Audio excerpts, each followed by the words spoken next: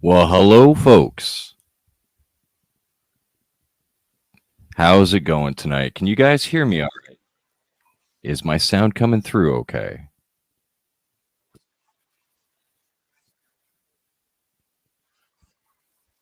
This is weird. Hold on, guys. Technical difficulties.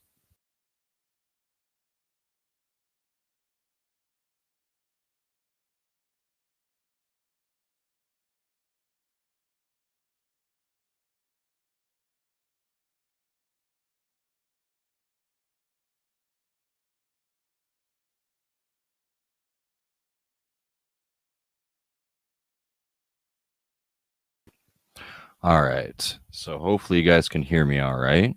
And that's coming through okay. Let's see here in the comments.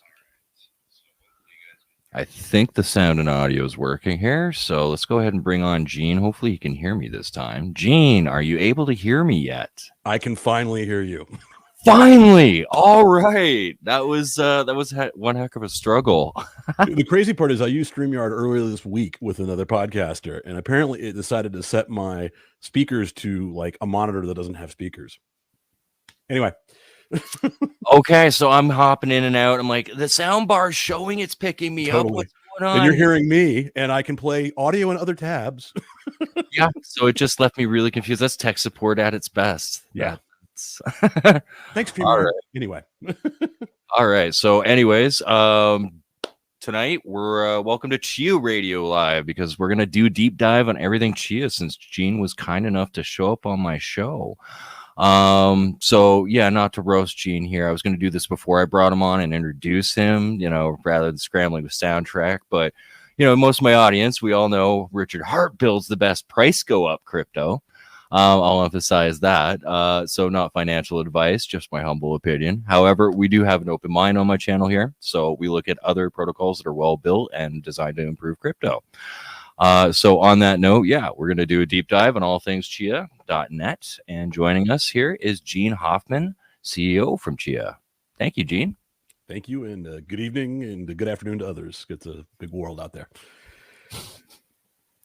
All right. So other than sound checks, I hope you're having a good day. Everything's been going all right this week. Good Saturday.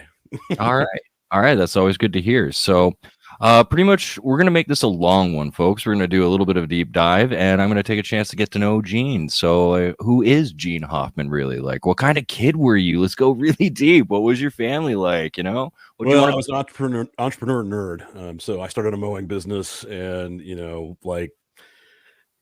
went to the gifted and talented stuff until I went to private school because I was bored. But I ended up building a recording studio out of that, and so kind of always had been a business person. My dad was a former accountant who became a kind of chief operator of a large chain of photo shops, basically back in the day.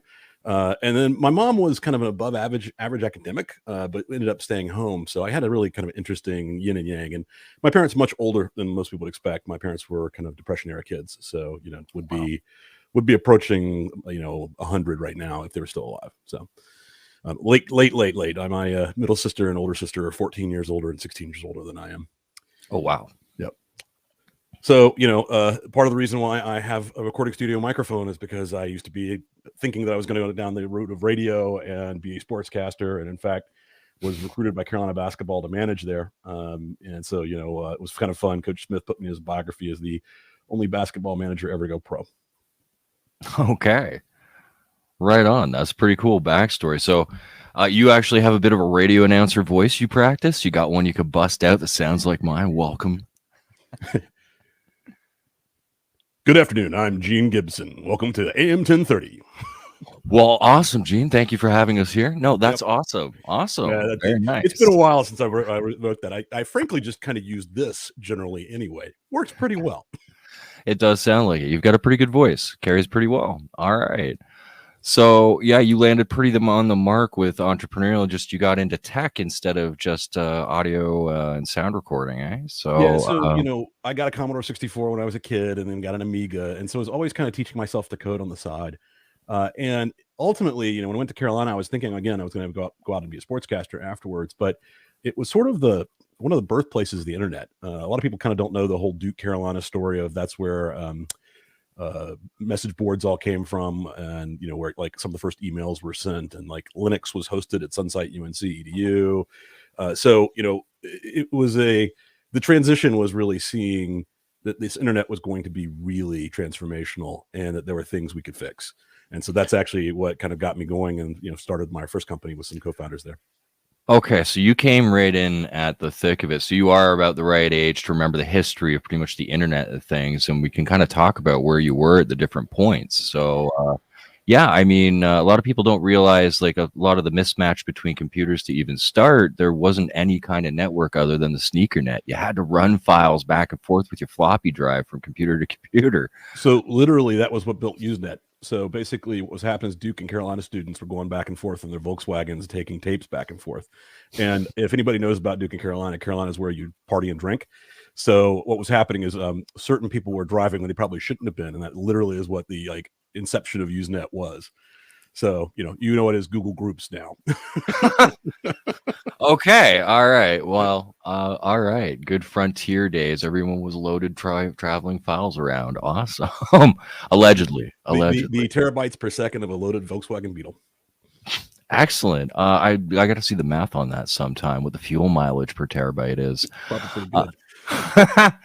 All right. So yeah, I mean, and from the sneaker net, it wasn't just a straight shot to the internet, right? Like, I mean, we had to deal with certain protocols. The one I can never get out of my head is daisy chain, because you had to have 2 network cards per computer just to try and talk. Like, there was a lot of growing pains on the way to actually getting to the intranet.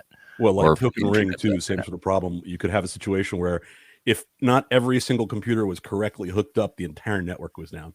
It's kind of like those bad Christmas lights that we've all kind of gone to the wayside as well. And that was considered state of the art. It was, I was there at UNC when the transition was really happening. There was still some like machine punch and true VT terminals around. At the same time, there was like a supercomputer from one of the Texas supercomputer companies that was, running a version of Unix, and there was still some Ultrix and VAX floating around.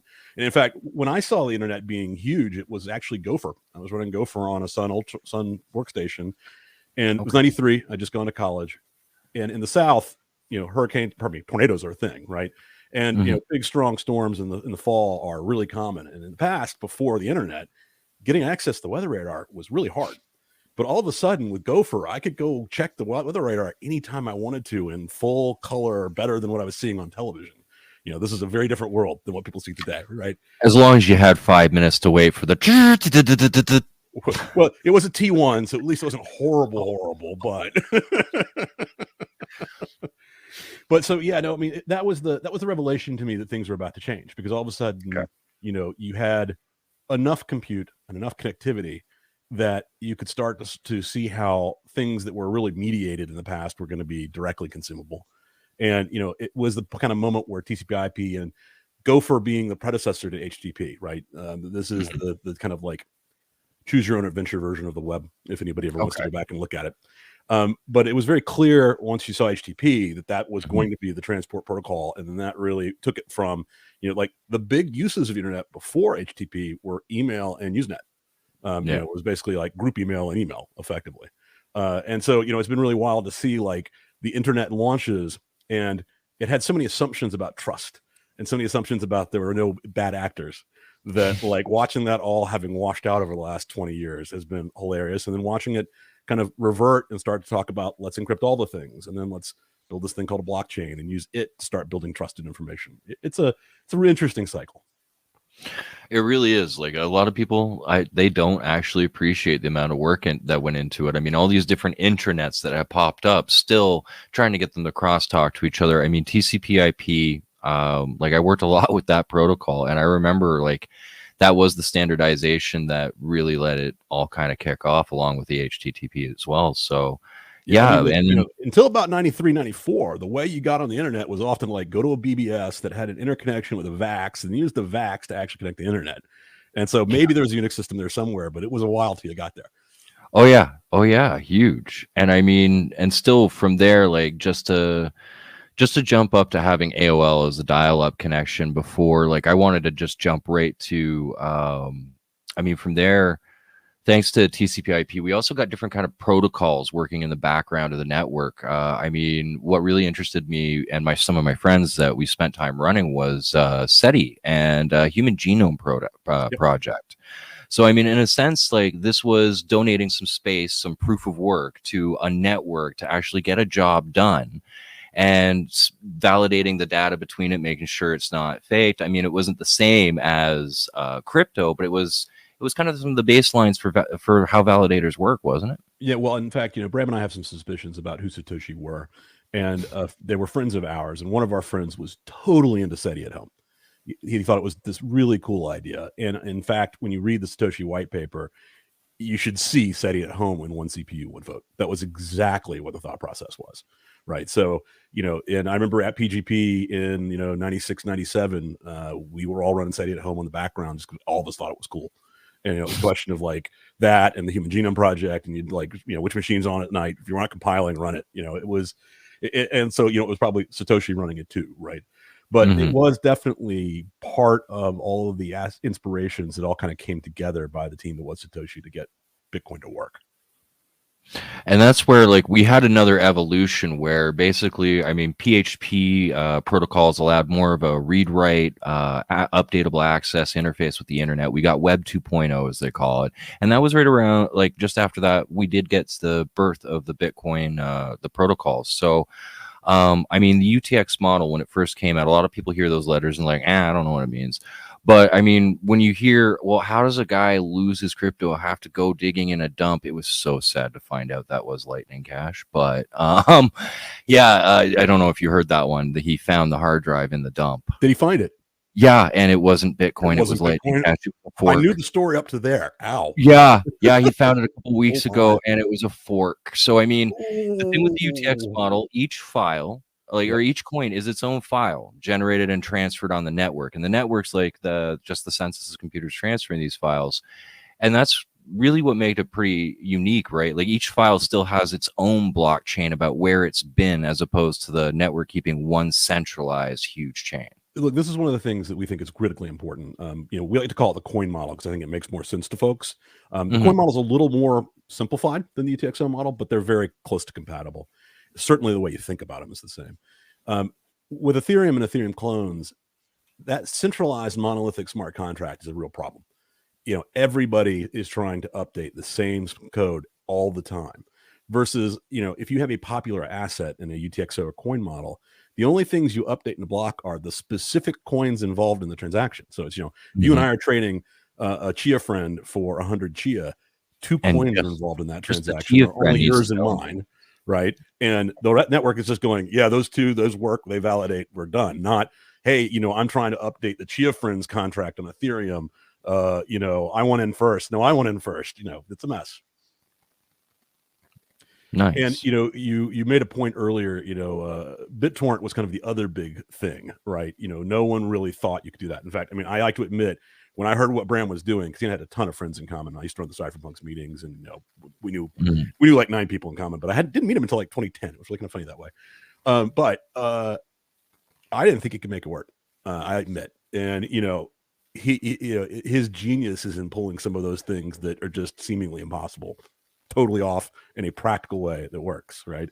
And that, and to your point about Web 2, I kind of divide the world into the web before Google Maps and the web after Google Maps, because that was the moment where people started to see that the web truly could be a lot of things that Mark Andreessen was saying, that it's going to be a read-write OS. And it's really wild. I mean, we are right now seeing the web finally get the last pieces necessary. So iOS is going to let you do web apps as native apps without using the App Store.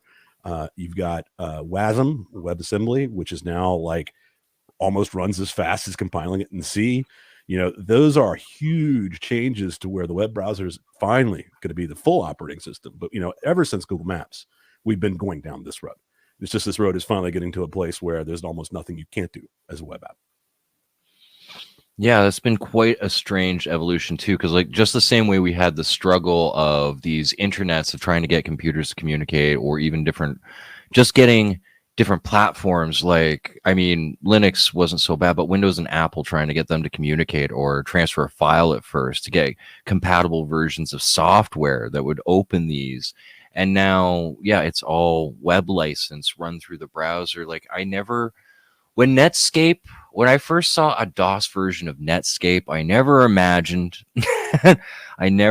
here we are, this whole live stream, I'm running it through web software. Like, my old mindset, I took a decade off. Like, I left right after Bitcoin came out and went straight into construction because I was just fed up with, with doing tech support with the industry, and it's amazing to see the changes. Really, like, I never would have imagined this because I went to download all this software. Like, what do you mean I can't put it on my computer? Well, look, there's this thing I think people underestimate. Like, Linux doesn't have to win everything to win most things, and I see this with Bitcoin as well. People are like, "Oh, Bitcoin's not succeeding," when you're talking about macro. It's like, so you're telling me FedNow was going to exist this quickly if Bitcoin wasn't there, and you're also telling me that fees for cross-border transactions didn't come down in response. And that's what we saw. With Linux, it was the ultimate threat to the walled garden models. It was, hey, look, Apple and Microsoft, if you continue to play the kind of old winner-take-all games, you have a real threat that is winner take none. And so now you're going to have to be able to give people incentives to want to use your ecosystem while being able to use everybody else's ecosystem too. Microsoft is almost to that point where Windows might as well be Linux. That is interesting because, like, I remember the early days of it, and I used to joke because people are like, "Well, I barely get the Mac and the Windows computer. What's Linux?" And I'm like, "It's for hackers by hackers." It's just a bunch of people putting their best concepts forward, and whenever they compile the best version of that software, the official company goes, "Well, if you really don't want to do it all yourself, you can buy a CD from us that has a self-installer." But everything was free online unless you wanted to specifically go knock on the company's door.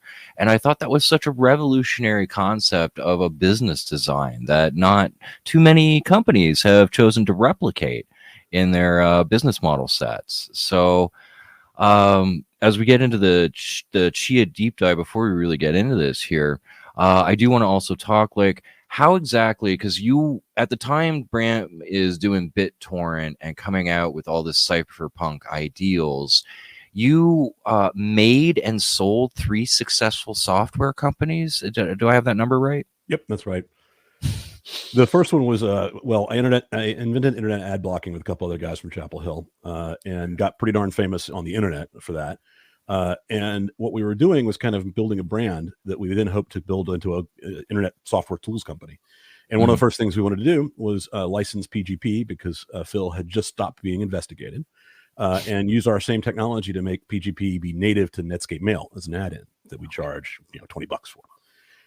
And so we flew out to PGP in Redwood Shores, California, and asked to license. They turned the tables and said, "We'd like to buy you guys." So that's actually how we got out there. So that was the first company I sold to PGP.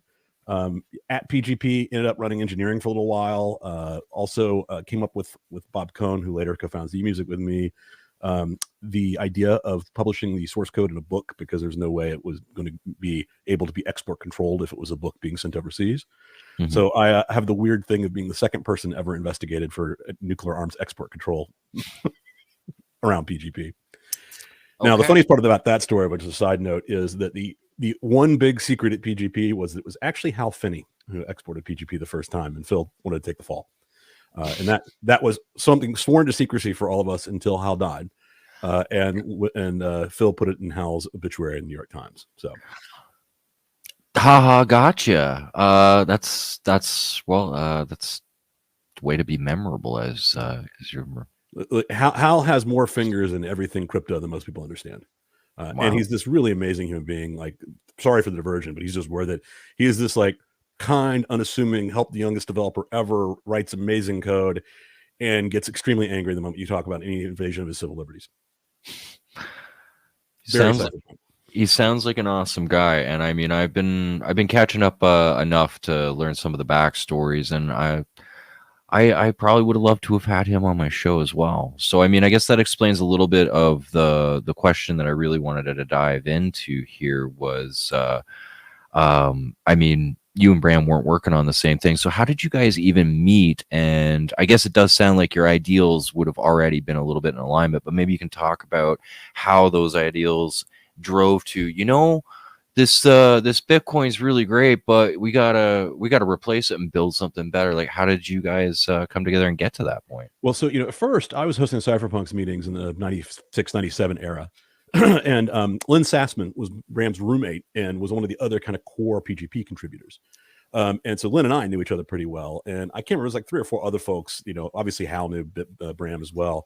And I think like the only reason Bram and I didn't meet before like 2010 is because we kept like being at different events, which was so weird. Like, it's like I've run into almost every other cypherpunk in the world except Bram. But what happened is so to finish your other question, to get you to the answer to this question. So when PGP was being sold to McAfee, I was deciding whether I wanted to start what became emusic.com or anonymous digital cash in the Chaumian model. So in 1997, I was seriously considering launching a cryptocurrency. Ian Goldberg had just come up with double-blind signatures, which would make anonymous digital cash work. Now, the problem with it was, as my now wife, then girlfriend, put it, so you're saying we have to live on a strange desert island in the Caribbean, surrounded by armed guards. Can we go back to the States? Probably not. You should do that music thing.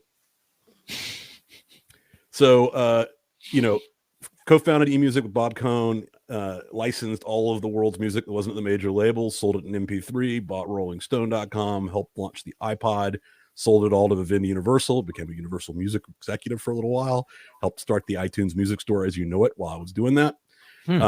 And that was when Vivendi then blew up.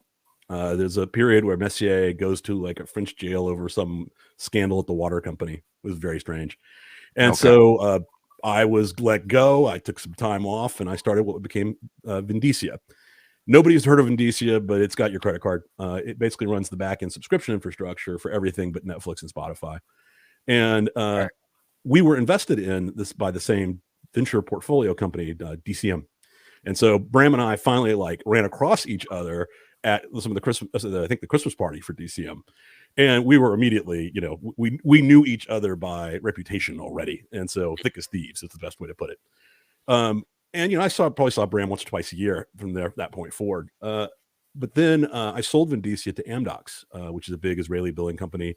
You don't know it, but you get a bunch of bills from them. Took some time off and I'm like, okay, I want to do this one more time. Obviously, my first love was to try to launch a cryptocurrency. And now, the big problems have been solved. But if you scale Bitcoin up, the electrical footprint ain't pretty. It's not what it's about today. It's about what it's like if you 10x it, right? And Ethereum's got the right idea, but the execution's pretty poor, especially around Solidity. And it's the centralized smart contract. It's the don't choose your on-chain programming environment for virality of ease of development, because that's also virality of ease of hacking it. And so it was like, okay, there's a here. It needs to scale up. This is the stuff that we as cypherpunks had always wanted to have happen. And in parallel, without me knowing about it, some of Bram's friends had set Bram down because Bram was a blockchain skeptic. If he sounds like a no-coiner, it's because he was. But the difference is his response was, wait, if that's the problem, how can I fix it? And so that was when I heard that he might have a solution to the energy use problem in Bitcoin. I'm like, dude, we got to talk. So he and I knew he was going to be at the event where Balaji introduced Nakamoto coefficient actually in Silicon Valley. And so he and I spoke for about 15 minutes of that event and we had lunch. And that was either the first or the second meeting the then co-founders took, and the other guy was Naval. So, it was a very obvious, and part of the reason I didn't go full time immediately was we'd always had our kind of go public strategy as a way to, handle the regulatory environment. Okay. And if you're going to be a public company, you need a very specific individual to be your audit committee chair. And there aren't a lot of audit committee qualified people who know cryptography and would be willing to be at a public company, a crypto company in 2017. Right. So I intentionally kept independence until later it became clear it was time for me to kind of come on board. And so I've been full time now for 4 years, I think. But, there since inception. Right. Right on. Right on. So, yeah, I will say it was one of the most interesting aspects is, when I first learned about the chain, I did a little bit of research and I went, Oh, all right. Bram, the OG cypherpunk, the alleged reason I might have an entire Doctor Who collection since 1963. And then oh, this venture capitalist who's been kind of working with the man his whole life, it looks like. Smells suspicious. But the two of them are working together. I'm like, all right, well, if Bram's willing to work with them, either Bram's been brainwashed and has electrodes in his head, or Gene's not a bad guy. So let's learn a little bit more. And I did find it very interesting because someone with your background that has worked on such kind of upscale software companies. Just I don't since I've gotten to crypto, I haven't run into too many people of that caliber where it's like, yo man, I get baked every morning and write Solidity. We're gonna change the world. I'm like, oh, all right. That's usually what I'm used to in the space. Yeah, well, we jokingly call all of our blog posts cypherpunks and sport coats, right? And it's he and I are OG cypherpunks. Not a lot of people could say they actually stuck it to the federal government over software export, and but in fact, it's an interesting debate. Adam Back and I have actually been having the same debate literally for 26 years. It happened on Cypherpunk's list in '97 last time it kind of popped up. There is this absolutely doctrinaire view that you've got to be as totally out of control and fight the man. It's the only way to have the revolution. And then there's the pragmatic view of the revolution, which is like, what if I can sneak all of those doctrinaire technology pieces totally and unscathed, but make it the rails that governments and industry relies on so they can't be removed? I like that one better. I want to win 80% of the market, not 20% of the market. But when we do it, it's going to have all the foundations you need for things like ZK rollups and the ability to do mixers and everything else that you can do. While you might be next to a Bank of America certificate of deposit transaction and you don't care. If you don't want to do that, don't. But it's much better to have like all of IT adopted. I mean, we're better for Linux running inside every single data center. Nice. Well, I will say, like, looking at the base software, I am impressed constantly with how lightweight it is and everything. And I will say, before we dive, like, if everyone's not asleep yet, this is awesome. Before we still even get a little further into the tech, like, I do have a friend who has their own involvement with corporate America and government contracting. And when I got my excitement bug a little bit, I'm like, hey, yeah, you know what? I'm running a hobby farm here. Let's see. I love this distribution model and everything. This is easy for me to get involved in. Will you read the white paper and check it out with me? And as they're reading it, suddenly they start panicking. Of course, like they're pretty well, if I use the word paranoid and they watch the stream, they're going to be upset. But, I said it. But it's a healthy level when you work where they work. So, but anyways, they're reading it and they're like, something's bugging me. Something's bugging me. I know what this is. This looks like hard copy. Like, this is classified kind of stuff. Are you sure this isn't a CIA plant trying to actually co-opt some cypherpunks? And I'm like, it's funny because they sit there and they're going, we're trying to be a Trojan horse and get some cypherpunks into the system here. And it's like, this is quite amusing. This is all right. So yeah, how do you comment? The funny truth about that is I was trying to actually use Chia to pull some of the cypherpunks back out from the other side. So there are some OG folks whose names are only known to the very best. Bram's a damn good mathematician and cryptographer, but Bram's also a functional human being. There were some cryptographer and mathematics folks who are now working for the other side that, like, well, one day I walked in on him after he had disappeared for 5 or 6 days, and his comment was, I have implemented RSA and RISC in less transaction steps than was theoretically possible. So those people exist. It would have been better to get him back out in open source, but hey, I tried. But no, that white paper was written by yours truly. So if I'm a CIA plant, my salary's not high enough, man. All right, understood. All right.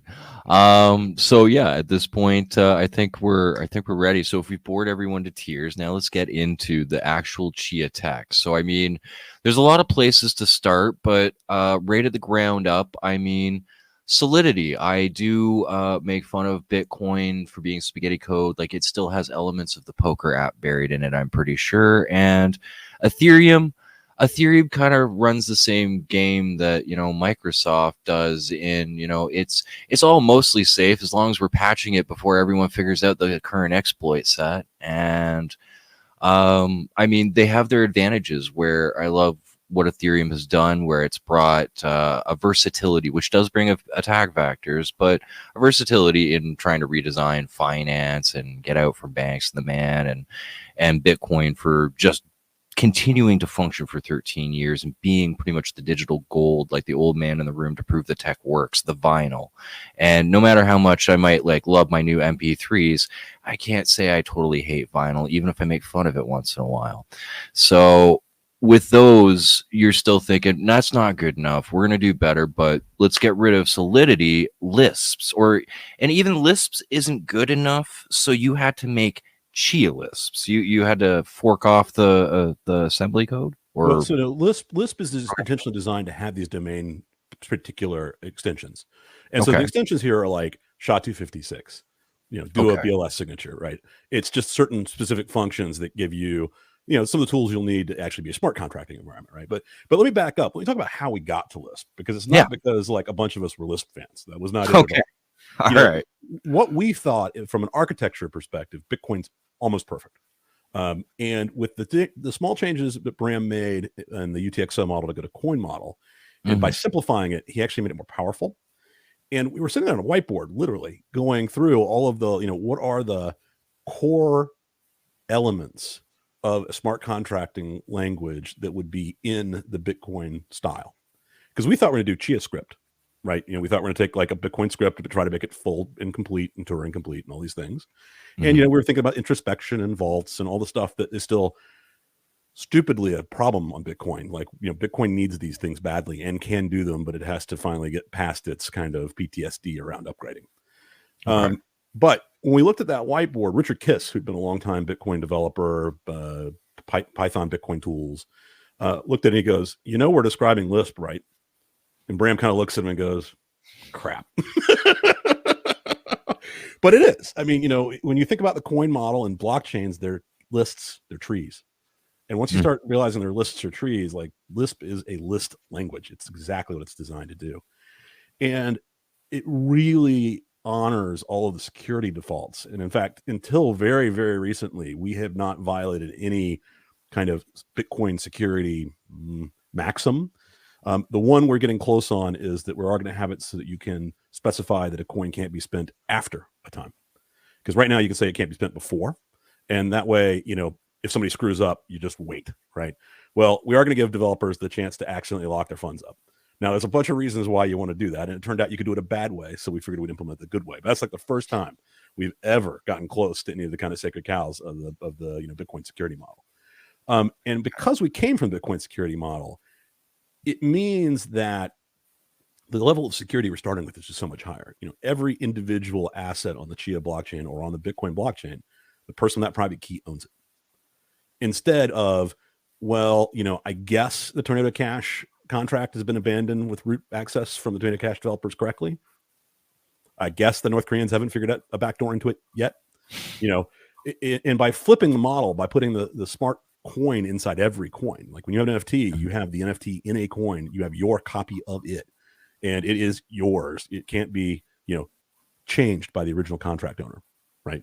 And it's that kind of flipping the model that really adds a lot of power. And once you start doing that, now you could do things like ephemeral coins, and you can start like flash loans are a big deal in Ethereum. People need them to try to steal stuff, right? You just give yourself an ephemeral coin loan in a single block in Chia. It's just what you do. And you can do that as long as when you're done, that transaction correctly meets the rules of the blockchain, right? And so, there's all these things about having all the transactions go through in parallel, use the simpler coin model, and just have the basic rules of net settlement, right? In other words, you can't create or destroy, right? You can only transact. It just changes the game. Now, it makes it a little harder because Lisp is a little unapproachable if you've been a functional programmer your entire life. Mm-hmm. But what I'll tell you is that our best ChiaLisp developers always say, they're like, you sit down, you take a weekend, and when you're done, it's like taking a cold shower, and all of a sudden you're like, oh my, now I understand. And in fact, it turns out when you get into Lisp, you'll start realizing that it actually has informed the languages you've been working with, not vice versa. So it's a really much more powerful way to do things. And the key element is that because it's functional and because it has no side effects and it's interpreted, you're not worried about it escaping on all 120,000 farmers' computers, right? And by the way, 120,000 farmers are going to validate every single ChiaLisp transaction every day, every 19.75 seconds. Yep, I'm one of them. You are. And so with that design, you just end up with a tremendously better start in the security. Plus, because you kind of can build things on these, in other words, they stack together, so you can take an NFT and a cat and use it together to do something. We get to focus on the core functionality of like a Chia asset token, which is making sure you can't print more of it, right? And it turns out we found a bug in that and fixed it. But my point is that because you've got that level of detail and single kind of repeatable piece of code, not everybody's out there implementing their own ERC20 contract. They're simply taking the cat standard and then doing and adding or modifying the things around it that they care about. Okay. All right. That is really interesting. So taking a moment to digest, because I just learned a little bit of information where I'm like, all right, I hadn't fully taken that. So, I mean, one of the things that I have found most interesting with that is the versatility that might be lacking in financial, like Ponzi-nomics, where a number go up with this. The versatility in tech, like design, the actual functionality is pretty interesting, because I mean, to see the software execute and have a revert code built in, or all these limitations, like the individual token, once you have the file and the blockchain, it's transmutable into a lot of different code or functionality, and then it's even revertible if you want, right? That's right. So, you can take something, you take a little bit of Chia and turn it into a cat and decide that, you have to make this commitment up front, that you could then melt it back to Chia later. You can also have the ones that won't melt back. You can imagine use cases where that's the case. What we've done in a way is, there are a tremendous amount of security and controls at your local bank, at your credit card, that you're basically unaware of. And they just kind of run them in the background. And it does stop a lot of fraud. What we're doing now is giving everybody the tools to say, hey, we can replicate all of that and maybe even make them a bit better, certainly more deterministic. You're going to know how they work, and give you the tools so that, like, losing your private key won't kill you. You've got, say, one of three, and so your backup key is available, but the backup key can't spend all your funds immediately. You can only spend your funds with a 24-hour delay. And that means that if you still had your primary key and somebody stole your backup key, your primary key can overrule it and you're not stolen from. And all of a sudden, storing your backup becomes tremendously less risky. It's those kinds of things enforced on chain by the chain that are really powerful. And it lets you make statements like, I see a wallet where all of your NFTs will not spend but without an hour clawback. And there'll be another wallet you have, and its only capability is to yank those NFTs when spent. And so if somebody steals your private key and starts trying to spend your NFTs out, you go grab that backup key and steal them back. But if you sell them, the other side's going to see it's going to take an hour before they have final settlement, but they can watch that. And when it does happen, they've got it immediately. There's no other ability of reorder or anything else. It's totally final. Okay. And this is one of the current designs that you guys have come up with for the security. That's pretty much your equivalent of trying to answer a ledger, a Trezor, or a Gnosis safe more adequately. Like those, that functionality is multi-sig, multi-key, right? Yeah, so we want that to be on chain. In other words, we want the coin itself to enforce the multi-sig, right? And in that way, you don't have the failure modes that you might have around physical attacks and other things. So you still want to have a ledger. You still probably have your phone being a hardware key, but you want to treat it more like I've got a couple keys and they have different ability to unlock this lock to certain extents. And by doing that, you all of a sudden make it very easy to, oops, I lost my primary key. Okay, I'm gonna go without my funds for 24 hours. Let me move them to the new wallet. Great. Or wait, in this 3 of 5, the hacker stolen one of our private keys. We should probably rekey them out. Okay. Right. It's that kind of ease that we're looking for. And there's a key point that's somewhat overlooked. It's very important. Right now, for Bitcoin to add the kinds of things we're talking about requires high risk changes to the consensus. But when we launched the Chia blockchain a little over 2 years ago, CLVM, the actual underlying logic that ChiaLisp runs on top of, was basically frozen in. And there's no major changes we'll ever have to make to that. So when we're adding functionality at the ChiaLisp layer, we're not risking consensus in any way. A bad piece of ChiaLisp is just a bad piece of ChiaLisp. We'll fix it, right? Instead of, wait, that caused a chain split or that brought the entire blockchain down. Like, this is bad and scary. And so I think that's one of the key things. It's, once you get that superset of capability, now you can just innovate on top of it. And so we can, move forward on the state of the art of how these things work in a way that's very, very hard in certainly Bitcoin, lesser so in Solidity, but still Solidity has all those other issues. All right. That is a lot to take in probably for a lot of people, but that is awesome how pretty much by having the individual file with its individual chain, you're putting all the functionality into it. It removes a lot of the attack surface that does exist in the smart contract.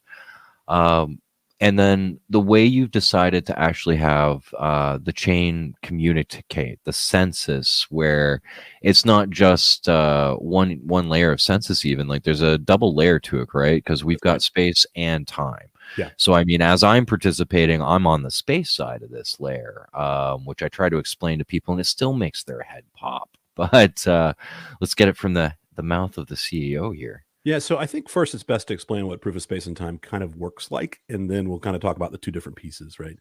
Okay. The best way to think of proof of space and time is it's proof of work. So when you're a farmer like yourself, you do a little bit of proof of work, which is plotting your drive. So you fill up your empty space with lottery tickets effectively. And the way proof of space and time works is that a proof of time, I'll come back to that, announces a number. And all the farmers on the network look at all of their stored lottery tickets. And if you have a lottery ticket whose number is close enough to the number that was announced, you're the winner. So instead of doing like 19 zeros in front of the hash in Bitcoin, you're using time, which is totally random. The output of a proof of time is impossible to predict, to announce a bingo number or a lottery ticket number. And any farmer who is close enough gets the right to make a block. So from the farmer's perspective, you do that work up front to fill. But when you're farming over the next years, you're just kind of idling, listening to the network. What proof of time is what's called a VDF, a verifiable delay function. It's a piece of math that takes a lot of time to calculate, but can very instantly be confirmed that all the calculations were successfully done, knowing the kind of beginning and end, right? We do squarings in a class group of unknown order. Don't worry. Just think about it like squaring a number a bunch, right? And the goal here is that when you have consensus mechanisms that don't take a lot of work, proof of stake, proof of space, an attacker can kind of like try all the future universes and figure out which universe is his most interesting future for winning more. So you can do selfish attacks. You can also do other things, plus long range attacks. So proof of stake, proof of space are hard to solve. And what I mean by that is, let's say you're a financial institution and you really want to mess with Ethereum. So you borrow $1 trillion overnight and you stake it for the minimum staking period. By the way, totally doable. Like, this is not outlandish. And then you unstake and you pay back your loan. And now your development team takes the period where you were dominant staker and builds a competing chain all the way up to the tip of the current chain and tries to convince the current chain that it's the winning chain where you still have your $1 trillion. Now, in Bitcoin, you can't do this, right? There's just almost no way that you can amass enough hash power to catch up with the tip.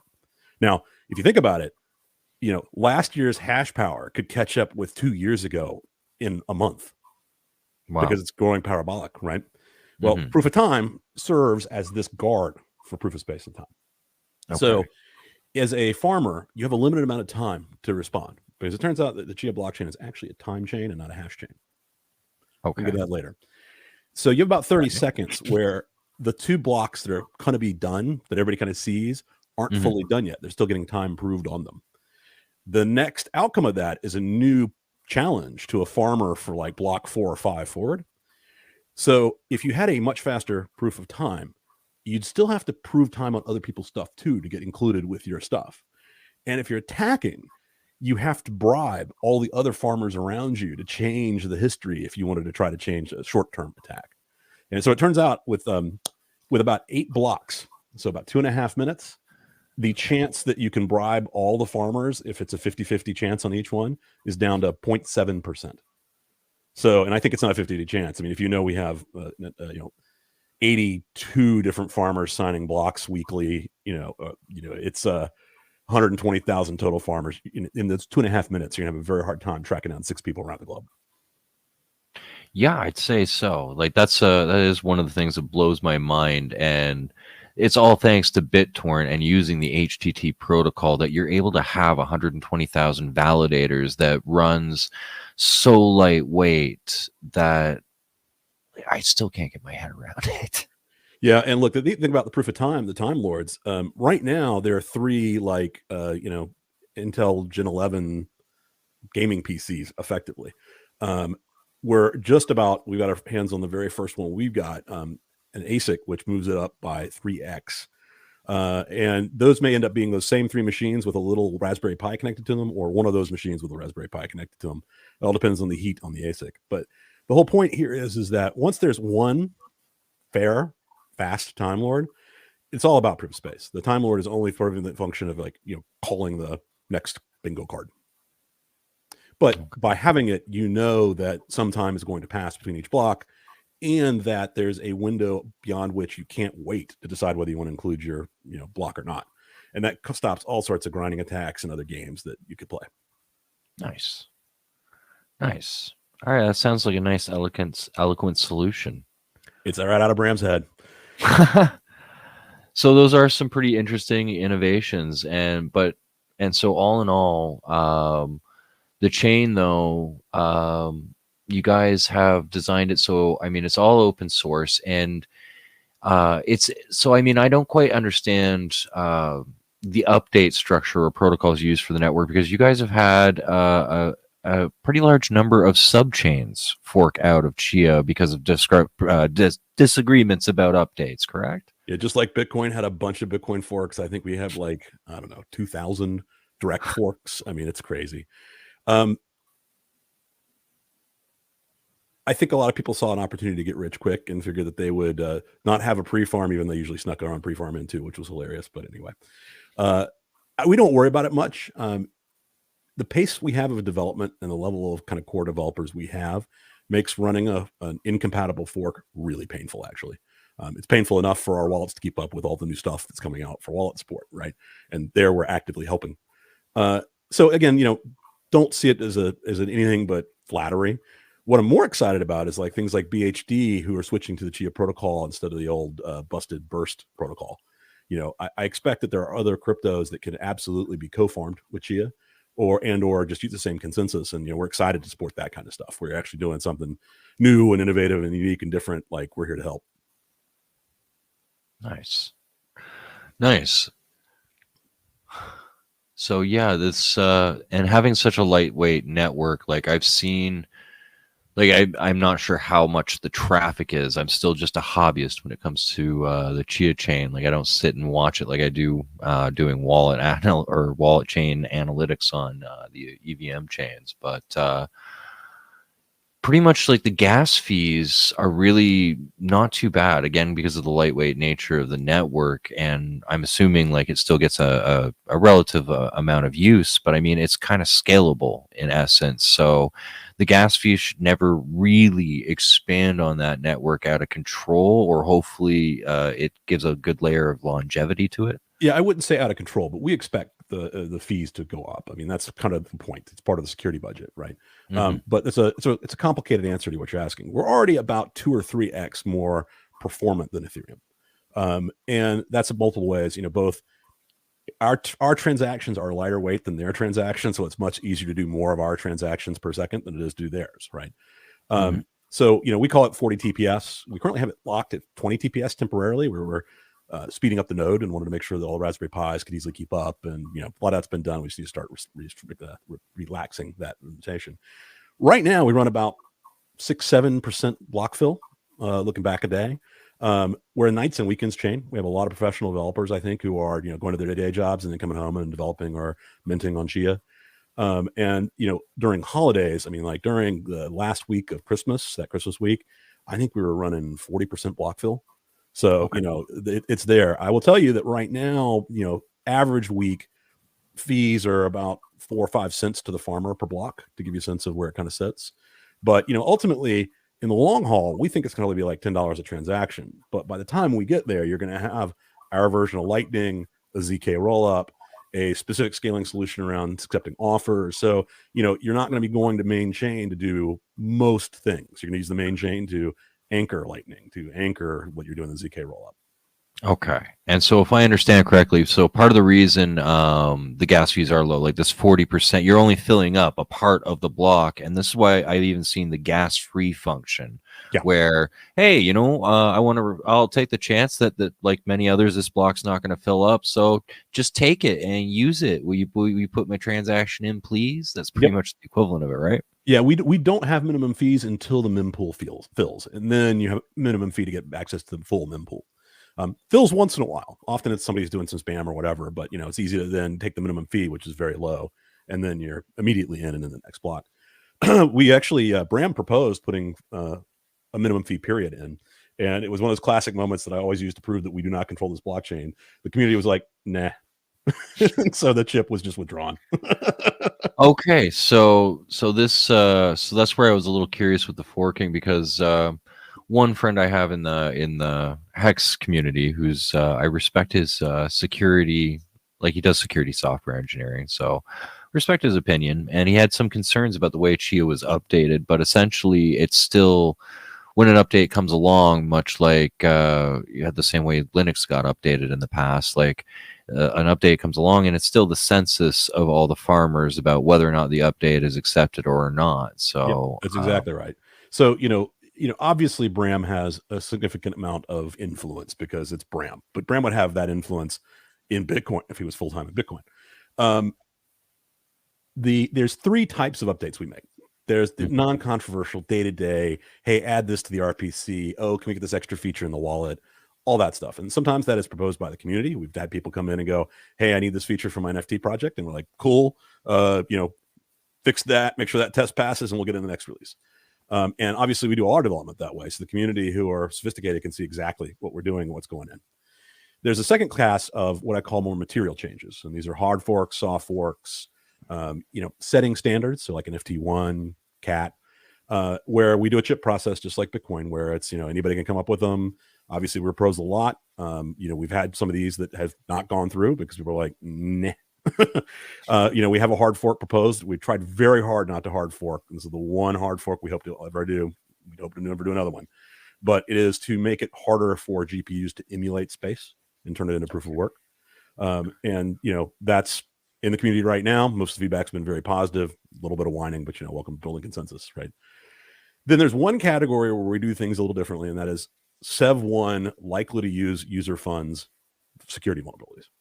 So we will take those in, we will develop those in secret, and we will launch them into a release almost immediately with vague notes. And once we have enough farmers upgraded, they'll release the whole post-mortem of here's what it was, here's what was broken, here's what we did to fix it. It's very much what Bitcoin does. When you look back, there's been these things in Bitcoin, and that's what they had to do. So with the sole exception of, and by the way, not even, if it's a security bug, but it's not going to lose user funds, we're generally much more open about those. But it's just, if we can do something to make sure people don't lose any money, we're going to do it. But, I like to illustrate how we don't have control. If Bram and I wake up tomorrow morning and decide to use violence and fork out like 50% of all future farming rewards, right? Okay. And ship that as the next release, one of our developers is going to go clone all the repos, name it OpenXCH, remove that, and publish everything using all of our tools in their GitHub repo. And the farmers are going to use that. They're not going to use the one that we, did something stupid on. Okay. All right. That is pretty that is a pretty decentralized concept. Well, and it takes more than 60,000 farmers to agree with the changes we make. If we make a change and it's only got 40% of the network, that's going to cause a chain split. Wow. And we'll lose. Okay. That is some pretty impressive numbers. So that does add a lot of integrity to the chain. Wow. Yeah. It just means that we have to build that consensus when there are those things that could be controversial or, understood. But, we're a very open source company. And so we think people can kind of get in there and make those comments, give them the windows to do that. And, even sometimes we'll have, like we had a chip that didn't get completed right and the community asked to reopen it. And so, that happens. Like, that's what it should happen. So that's another interesting thing here, because like you bring up the company and a lot of people talk about the project or the protocol, because they get the cult, I mean, community around the the project. And you guys, like Chia itself, it's not about number go up. There's no concern about pumping it, like got to get the bags more because people won't validate if they're not making money because they can't pay the hydro bill because they need 110 terawatts a year right now. You guys are separating. So like I brought up Linux a couple of times because I see the parallels where you guys, your number go up is a company, like what most of the community calls stocks. Like Yep. you got and what's the separation here, the theory, like how this works for you guys? So it's a journey. So it starts with, obviously the company hired most of the people who did all the work to actually invent this, but not all. Like Christoph Piacek and Dan Benet, like their good, professorships in various interesting institutions, and so they just remained, active and deep advisors. But the goal of the company is, well, I'll tell you what other people did that we didn't like. People would create a foundation, raise billions, and then start building. And so it was like, okay, the developers just drove away in Lambos. That doesn't work. And so instead, we wanted to take the other view of, at first it was a very centralized project, right? Like 15 of us, 20, actively trying to get these really hard math problems and design problems and architecture problems understood. How many coins should we emit? How fast? Why? Which version of the consensus we're using? How? But when we launched it, we lost control. And so we put a lot of work in those first 4 years to make sure that what we were going to launch, there's no takebacks on a good layer one blockchain. After that, slowly but surely, the company's influence is going to continue to wane. The project is much larger than the company. The company does kind of two and only two things, maybe three. We support governments and enterprises and our developers as they scale in how they go to market and how they, continue to develop and innovate and those sorts of things. We write a ton of reference code. We're not necessarily trying to write like your NFT for you, but we'll write the standard that you're going to use to launch an NFT, and that way it'll work in all 9 wallets in the ecosystem, right? And then we are certainly the ones with the most skin in the game in making the farming experience easy. But I'll tell you, it's not something we care to have a monopoly on. In fact, we love Evergreen Miners because they've done a great job of UI and one-click farming and just plug it in. And that would be not something we'd never want to do, right? We're only thinking about it from the software perspective. But we're also, kind of able to go out and advocate to the major OSs that you should like build proof of space into the file system so that the user doesn't know, but does know they're farming and, could turn their farming rewards over to a charity or keep them, whatever.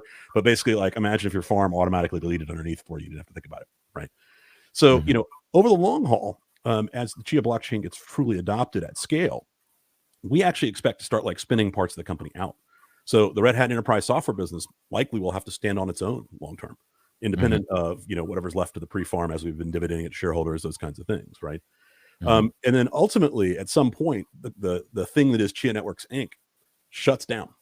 It leaves behind a foundation like the Linux Foundation, the Zilla Foundation, that's well-funded enough that it's going to be able to have that core, 100, 150 developers and product managers and, such, not have a worry and be the central point of coordination with, at this point, banks, governments, major tech companies, because it's going to be like Linux. Just like Linux is this major, IBM is putting as much code into Linux as Microsoft is. And I think the same things to be true about Chia long term.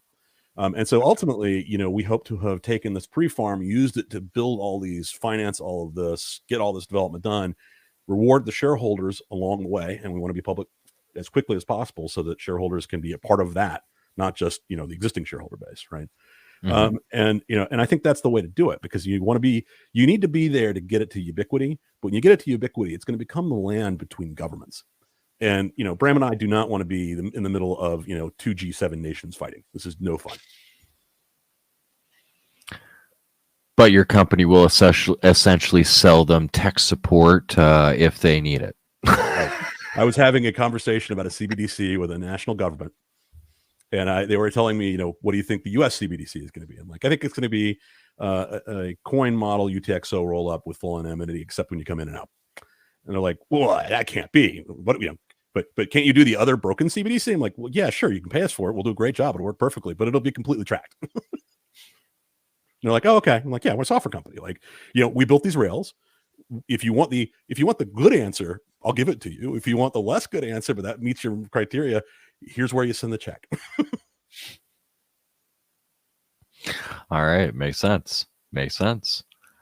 All right. So, wow. Thank you. Like, this has been quite a deep dive. I'm starting to run out of personal questions to ask because I'm still actually absorbing things, but I've been totally ignoring comments all evening. So, I'm going to take a moment here to peruse the comments and see if anyone is left awake and has any questions here. So, yeah, one of the things just as we were doing that I like about the Red Hat business model we're using is one of the problems for Red Hat was to the extent Red Hat spent marketing dollars, development dollars, and people just use Red Hat without paying them, they didn't really get any return on that. I mean, they indirectly got some return just because, it was better adopted.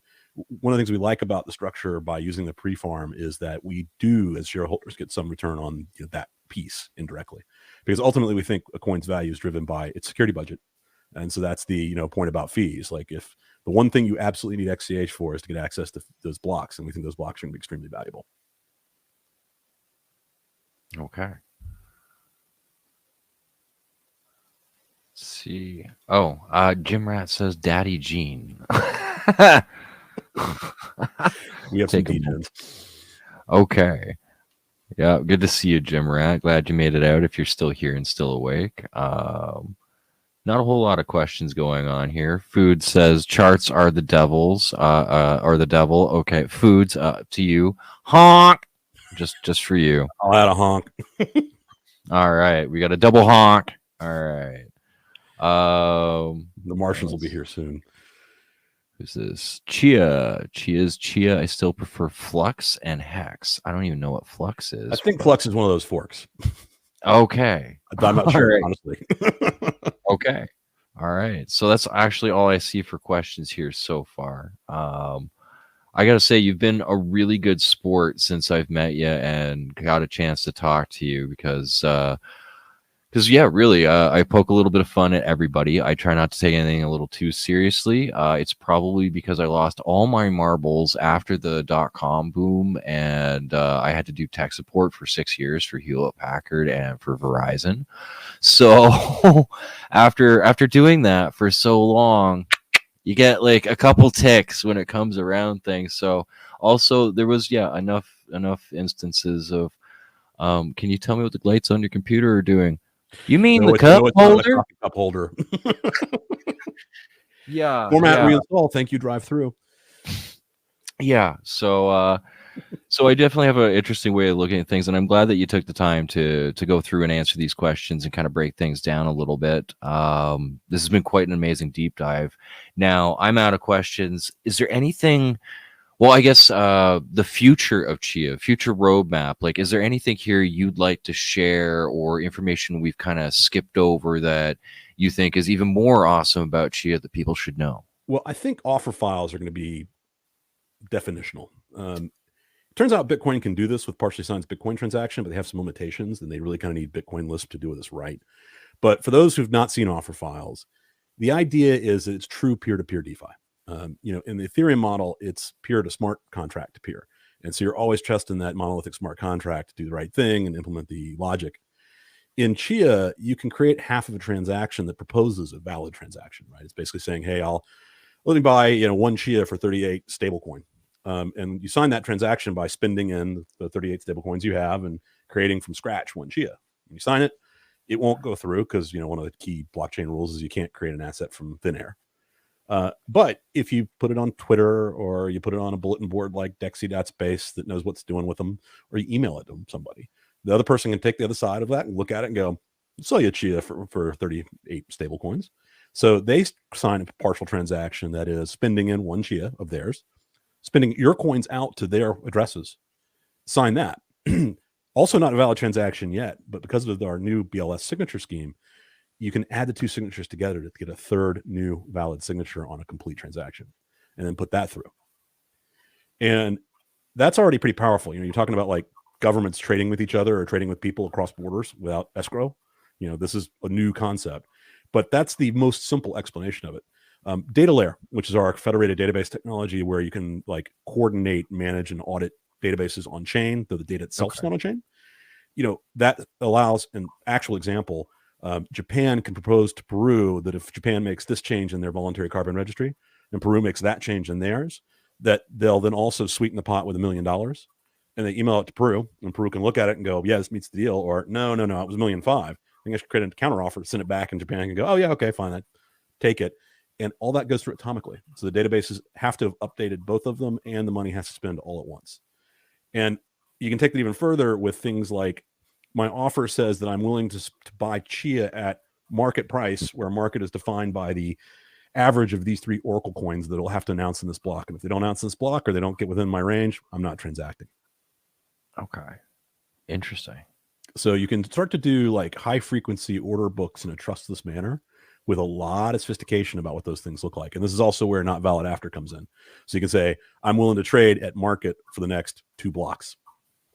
So this is basically DEXI that I've heard about. This is that's one of the better bulletin boards. But by the way, it's the weird thing about offers is the market is any communications mechanism, because the way you cancel these offers is if you were the maker and you say, hey, the market's moved, I want to cancel my 38 stable coins for 1 Chia, you just spend the coins you're currently offering to a different wallet address of your own.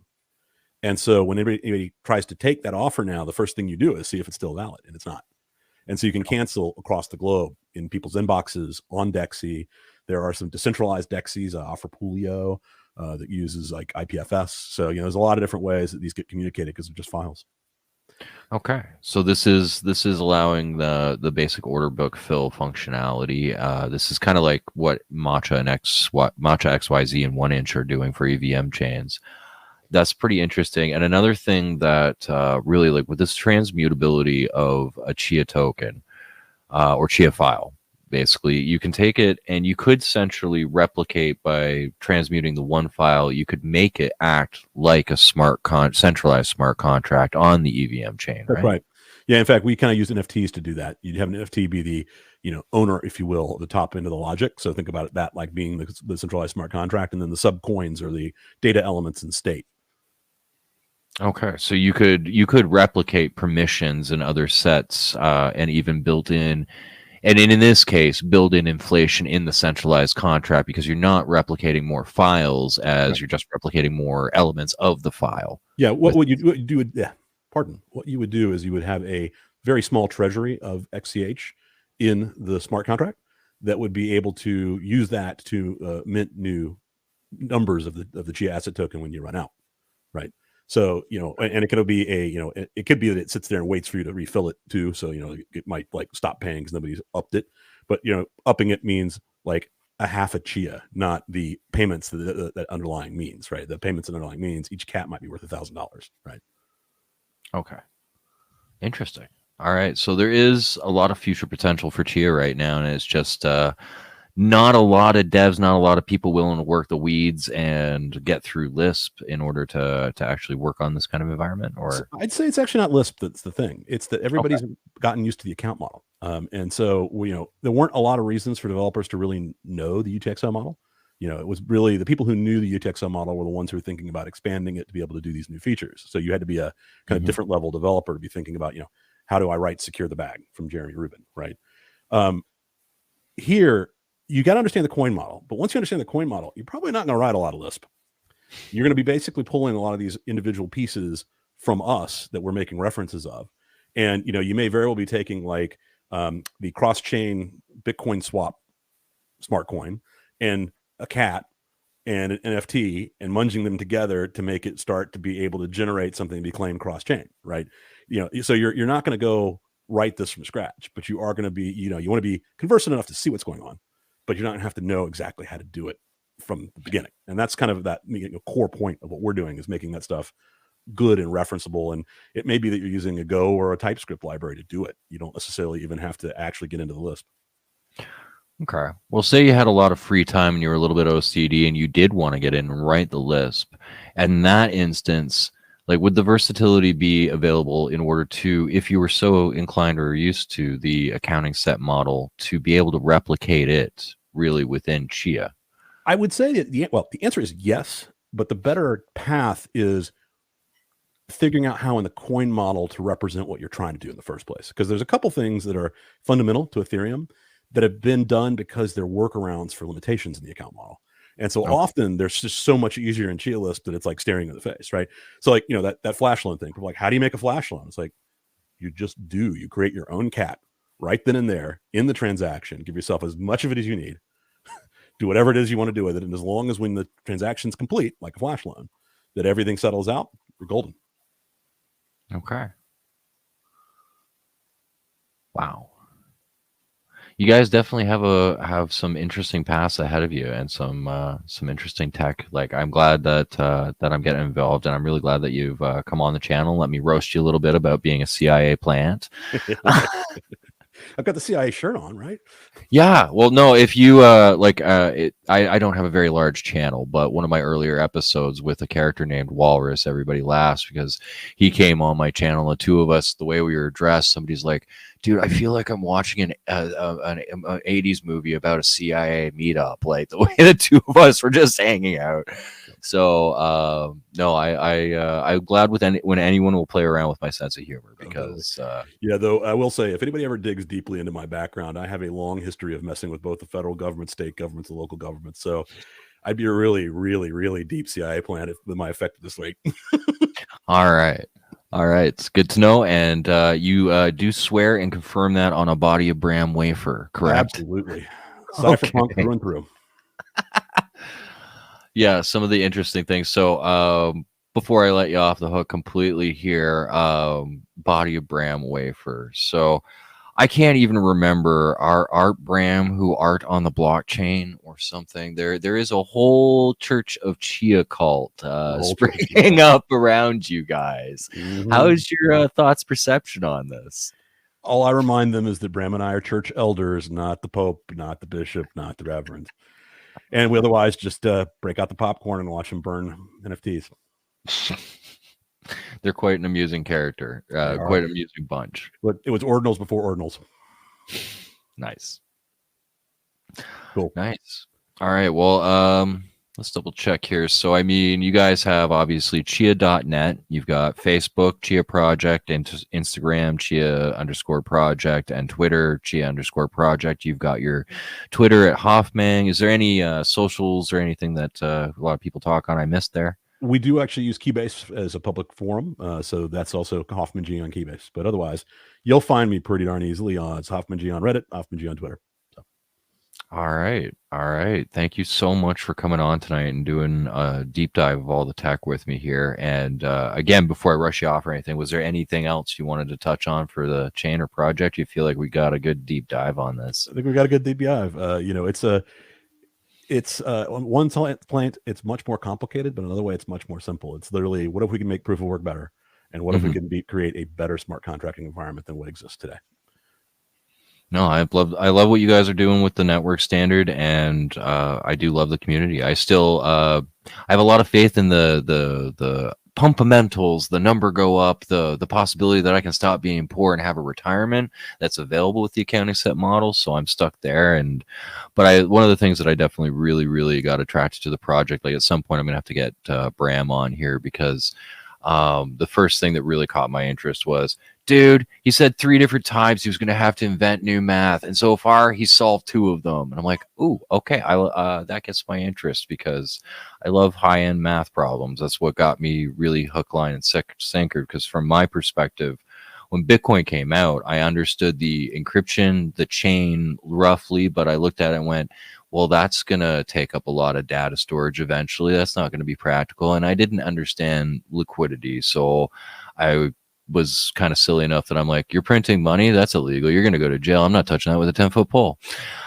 So when I dove back into it, and what I'm kind of famous in the space for is examining the liquidity pools inside of Uniswap V2 and V3 and what that's going to mean for Pulse Chain and Pulse X. So I'm very, we could say, obsessed with the XYZ liquidity formula and the single-sided order booking of V3. So that's where, I'm not saying I'm going to actually sit there and learn Lisp, but if I get bored one weekend, like my big dream as a hexagon is having that lovely smart contract with its functionality working essentially on Chia. So The fact that it could be possible if I had enough coffee and enough free time and enough willpower. That keeps me excited. By the way, you should check out what Yakahito's doing. We call him the Yak. Okay. He's got V1 working in the coin model today, and he'll launch that after a code review that's coming right now. But the code, I think, is available. So check him out on Twitter. All right, I will. Thank you for that tidbit. I'm glad I didn't let you off the hook quite yet. That was now I got something to look into. Yeah, we've Thank got you. multiple MMs coming, and Bram's got some ideas about high frequency offer trading. So Okay, yeah, if there's spaces about this, please tag me. I want to be there. certainly will. Thank you very much for coming on to the show and talking tonight. I'll just double check again that there's no other questions here. Oh wait, a couple people actually popped up finally. So Chia number will never go up. No, honk, it's a rug. Run away. Run away. Sell all your Chia. Sell it all. We want to create fundamental value because people will have demand for block space. That's the way you do this the long haul. I'm still sell it all. I'm not saying I have any intent to buy cheap Chia when it hits zero, just saying sell it all. How can you talk more about tokenomics and how adoption translates to price? So are you thinking Metcalfe's law, kind of value through network telecommunications thing, or? Well, I think I know what he's asking. It's a perfect follow-up. So Okay. Misha, our CFO, and I have built a model that's available on Chia.net. The best way to think about what a layer one's core native coin is worth is based on annual demand for block space. Because the one thing in a well-built blockchain is that there's a finite number or finite amount of block space. Anybody who tells you differently is trying to tell you that they have somehow figured out how to violate the blockchain trilemma, which is you can be two of fast, secure, and decentralized. Mm-hmm. And what you find is that most everybody else has chose to be fast and not very secure and not decentralized at all. We, of course, chose decentralized and secure, which means we have a limited TPS. And that is part of the deal. The point is that you want fundamentally long-term people to do price discrimination on their own transactions. If you're buying a cup of coffee, you don't need the world's most decentralized blockchain to confirm that that cup of coffee was sold. What you do is you want to aggregate 100 million cups of coffee. And that transaction that night is worth doing on the most decentralized blockchain in the world. So long-term, what we believe is that fee pressure is the security budget. And that is actually a stand-in for the fundamental value of the coin. So the coin's reason to be at least, and we think there's more reasons, like, an NFT value may have more value than that. Locking things up, not transacting them, has value, right? I know this won't get stolen. It's not that I want access to the block right now. I know that I'll have it and be able to get access to it later. But the very core, you look at what's the annual demand for blocks. And so, internally, we track block fill, block rate. That's why we were talking about them earlier, have them right at hand, because, we want to fill those blocks. And it'll be kind of three eras. There'll be the first era where we fill it, and it'll be the first era of everybody complaining about it. And what'll happen is that people will stop doing things that are inefficient. So like pools may not pay you out as often, but then the space will come down because everybody did efficient things. And then it'll build again because of real raw demand of trading or a new application or, a new NFT project. At some point, you start getting the pressure to really start rolling those layer twos out, because you want to have the blocks generally full all the time before layer twos really start to scale. And then you start making decisions about the application. Like some, you can see an NFT auction wanting to be on a layer a layer two, so that they can take real-time bids and, try to create FOMO and create an eBay-like environment. But when the winner wins, and this is one of the neat things about the coin model versus the account model, if you want an NFT that was up in a ZK rollup, you can spend it down to the layer one chain yourself. No permission, nothing else. As long as you own it, you can go wherever you want. Or you can spend it across to your Lightning channel and trade NFTs with people through Lightning. So like imagine playing a Magic the Gathering NFT card game, but it's real time, right? Okay. With the security that is, if somebody cheats, you all roll back to the layer one and you pay for that. Wow. So that's where we think the value comes from. It's that we're going to have a whole bunch of people doing a whole bunch of things that need access to blocks and are willing to pay for them. Nice. And instead of building a card game inside of the blockchain, you build the blockchain inside of the card game, or in the card game up around it. And you build a baby blockchain for the time of your card game that has security guarantees that are inherited from the real blockchain. Nice. I like that. I really like that. And we've got a follow-up too. Isn't it problematic that inflation decreases over time as the blockchain expands. So the more farmers, the less Chia there is to bid for, I guess is where he's going. No, a lot of people seem to think that deflationary currencies are bad. This is a macro question that I don't think really actually applies here, because the things that matter, the one thing that's great about Bitcoin and also about Chia is that for any given day or hour, you can know the absolute maximum amount that exists. Now, Chia has trailing emissions for security reasons. So our, farming rewards keep having, when they get down real low, they stay real low and just keep going. So it's not no inflation, but it falls pretty quickly. Right now we're in hyperinflation. Our first halving, it's massive. And so we got one more year of that. It's a 3-year halving schedule. But what I'm not certain of, or what I'd say I doubt, is I don't necessarily think that Bitcoin or Chia, assuming both of them are massively successful, will truly replace the US dollar. So the US dollar as an issuer, when they do the right types of issuance, again, anonymous digital cash, backed by the treasury, issued to the banks, that works just like your ATM, except it's all digital, right? And in fact, you get to go and use it and spend it and move around day to day, just like cash. But when you want to come back out, you put it back in your bank, and that's when KYC occurs again, just like cash did, right? I think that's going to be the unit of trade. But the neat thing is that you have Bitcoin and Chia as real safe havens that mean that the unit of trade needs to behave or people will leave, right? And so I actually think that I don't think that you have to worry about the same macroeconomic items in this currency as you had to in sovereign currencies in the past. And I don't think sovereign currencies all go away. I do think the number of sovereign currencies that make it are much smaller, though. Okay. All right. And then I think we touched on this pretty much, where could Hex be built on Chia as a cat? And you were talking the solution would be to have a treasury Chia generator. So some plots dedicated to farming more Chia for the inflation of that standard within the contract. I was actually saying that you can build a singleton, which is a special type of NFT that has the logic that says, okay, I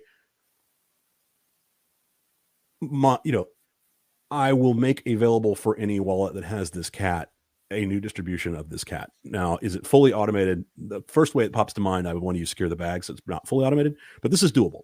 There's no reason you can't make it so that it may be that the owners have to claim. In other words, you have to go up to the contract and go, hey, it's time and I haven't got my disbursement yet. But there's no reason you can't have a singleton on chain, have all the logic and the treasury in it, and the ability for it to actually mint the cat on demand. Okay.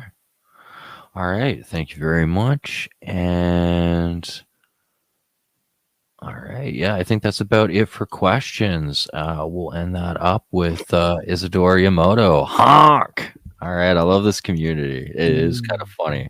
I'm still a Mexican through and through. I do not want to be disowned completely by my community, but I do like my hobby farm, and I am convinced after this that I am going to get some more hard drive space because I want a larger plot.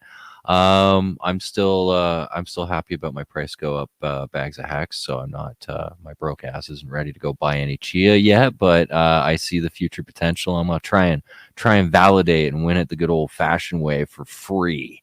Exactly. Just some good old proof of I'm donating my computer space like I'm running the Human Genome Project. I do really respect that distribution model and how little resources it takes for me to run it, because I mean, really, as long as you can record data to it, you can plot it. So any old drive can be hooked up pretty lightweight. It's a bit of power to get it plotted in the first place, but after that, like you said before, it's I almost look at it like Wayne's World. Do all your homework on a Friday so you can just party all Saturday. That's right.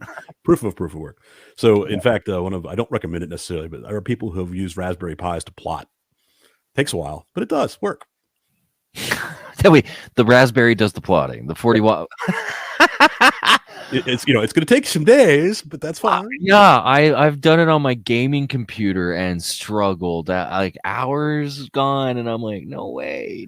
Yeah, the nice thing is, especially with our GPU editions these days, for about $300-400, very soon you'll be able to buy, certainly used, in some cases new, a plotting machine for that price that will plot more than you can get onto disk.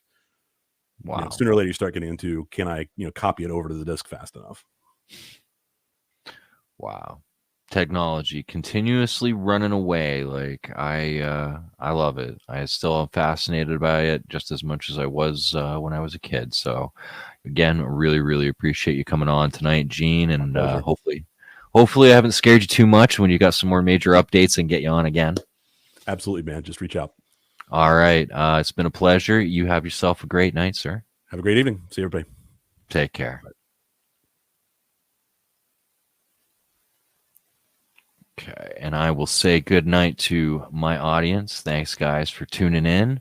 And I will play my annoying theme music to remind everybody that, yeah, I really don't care. Go ahead, hit unsubscribe, hit unfollow. We're going to listen to some annoying music. Which one is it? Oh, yes. I got a good one for you. Top Gun here with you.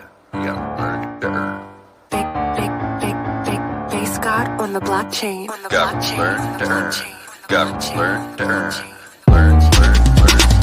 Fun with numbers, folks.